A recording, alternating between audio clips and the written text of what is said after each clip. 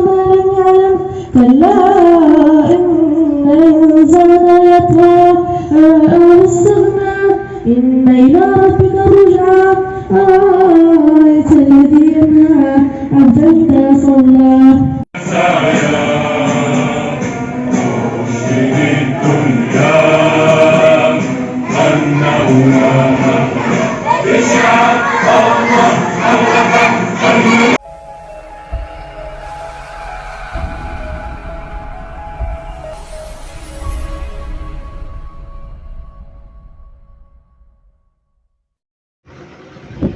السلام عليكم. حنا متوجهين لمدرسة الإبداعات اللي فتحت الأبواب ديالها الملتقى التلاميذي الأول. معكم يبا الخور زكريا تحماد غنراكم حوار الأسبوع. أول حاجة غادي نبداو بها جولة تراث أمازيغي صحراوي.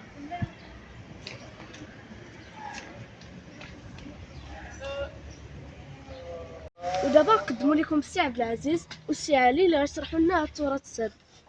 مرحبا بكم وسهلا. هذا يدعى بالراحلة، وهذا ينقال لويش مصنوع من صوف النعاش.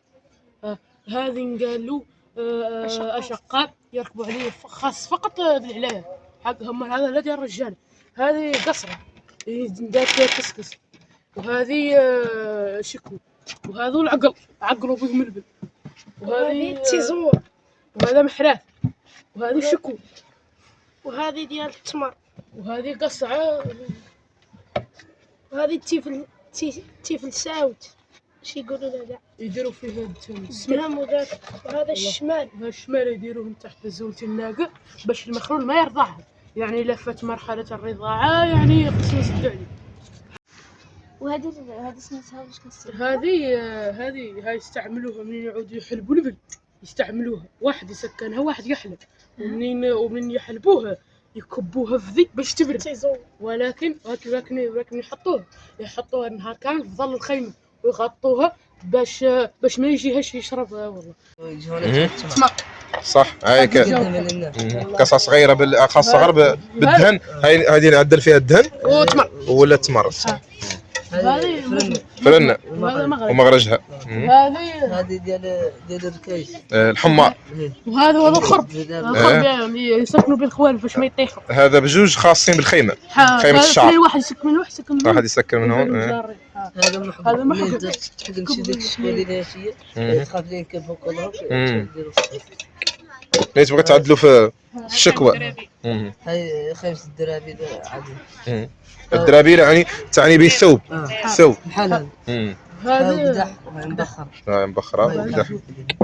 هاي خيمة الشعر يعني من وبر الإبل صح، ولا المعز. والله هون نسيها. وهذه حتى هي جيرة. كملاحظة بسيطة، هذا اللون الأسود فهو ماشي صباغة. هذا راه كيحرقوها عمدا على أساس أنه يضيف نكهة للبن وحليب اللبن. منين لأنه حليب اللبن منين كيكون عنده واحد النكهة شوي قوية، كلهم هذو قالوا قدحة. هذو كاملين قدحة. وهذا ينقال له المحقن او القمع باللغه العربيه. يعني الا انت قبضت اللبن من البل وبغيت ديرو بغيت ديرو مثلا هنا، بغيت ديرو في الشكوى، خصوصا الشكوى باش ما يتميسين يديروا في هذا ينقال له المحقن صح. وما الشيء العجيب هذا هو طريق ديال البخور. دير جمره واحده ودير عليه البخور، وهذا بحالو. هذا خوه لا بحالو حتى. دابا غادي ندوزو لصورة الأمازيغي. هنا كاينه واحد هدية اللبسة ديال العروسة ولا ديال أي مناسبة. كاين الحجم الكبير والحجم الصغير، وهنايا بالإضافة إلى أنواع أخرى بزاف بحال بالغاء، بحال هاد الجلابة هادي إلى آخره. وهذه التزيينات ديال هنا بالفوق. وهنايا دابا غادي نهضروا على شي بعض أنواع تاع داكشي الأمازيغ. هنا كاين البندير، هنا كاين هاد الفردي تاع البارود، وهنا كاين حبات الأركان كما كتشوفوا معنا، وهنايا كاينه عصاره الأركان كيحطوا الحبات هنايا كيقول لها الرحى. كنرحاها كيدوروهم، وباش كيدوروا لك الحبات كيخرجوا. يقدروا يصنعوا يعني يطحنوا باش يصنعوا اركان، باش يصنعوا يقدروا املو. يخرجوا الزيت املو كلشي. اذا هذو ايضا بعض الزينه، بعض الادوات ديال الزينه اللي أيه. كتلبسهم المراه الامازيغيه. هذوك يسميوهم البراسي ولا ما عرفتش كيسميوهم بالفرنسيه ولا انت جاب بالفرنسيه؟ ما عرفتش. اذا هذا دملوج او لا اسوره. هذو بعض الزينات للنساء.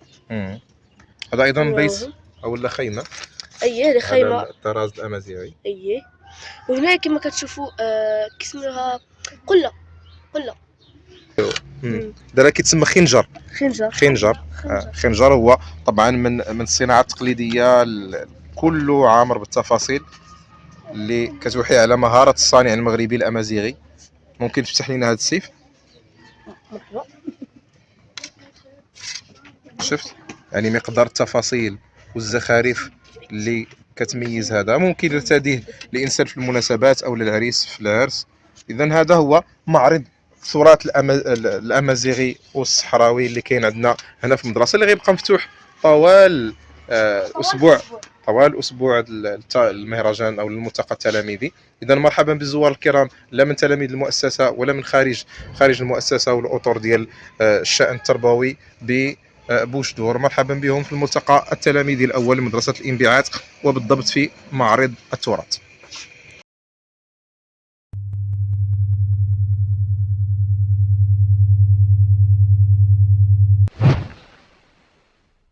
نراندو غير شي راه التحضيري الثاني تتفرج لك بقشيش. دابا غادي نمشي لنشاط اخر ديال البهلوان والاطفال اللي كيحماقوا عليه بزاف الدراري.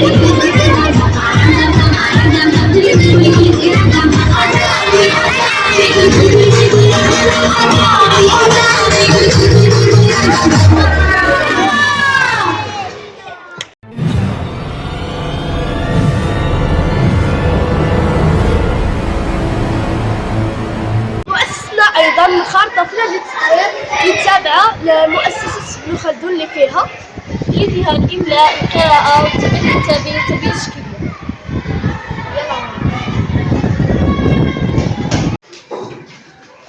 ليس ثمة حظ، صحيح.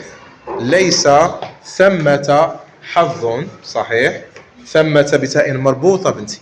ثمة دائما التاء إذا سبقت بفتحة تكتب مربوطة، متى تكتب مبسوطة؟ إذا سبقت إذا كانت في فعل صحيح، أو إذا سبقت بجمع مؤنث سالم، أو إذا سبقت بساكن. إذا سبقت بساكن، إذا هذه الحالات التي تكتب فيها تاء مبسوطة. أحسنتم. نمر إلى الجملة الثانية. المسرح أبو الفنون سيقدم لكم المستوى السادس مسرحية بعنوان نور النسوة. قاله البراح: لقد انشل الليل وحل الصباح، إن الأمر لم يعد بيدهم، إن السلطات هي التي أقرت بهذا الأمر.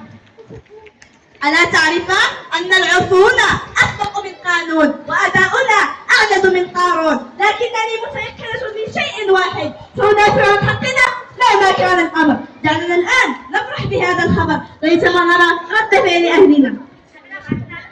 ماذا تريدان منا؟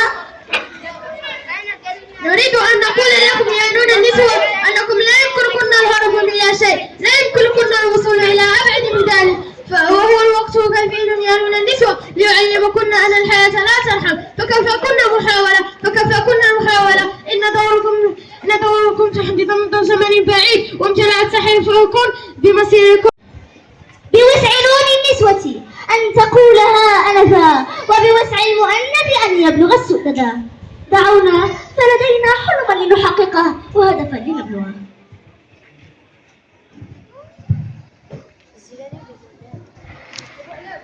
لسنا هنا لنبنى. لست وحدي من يقول هذا الكلام، ولسنا هنا لنمنع عنكم الأحلام. سأدعو صديقي المستمع كي يحدثكن قليلا لعلكن تفهمن المراد وتنتهين عن هذا العناد. اسمعي كلام صديقي المستمع، ولطالما كلمته قد نفعت، ويا أكثر من رفع، ويا أكثر من هذا. العقل السليم في الجسم السليم. درسنا أيضا غتلقاو دور في كرة القدم.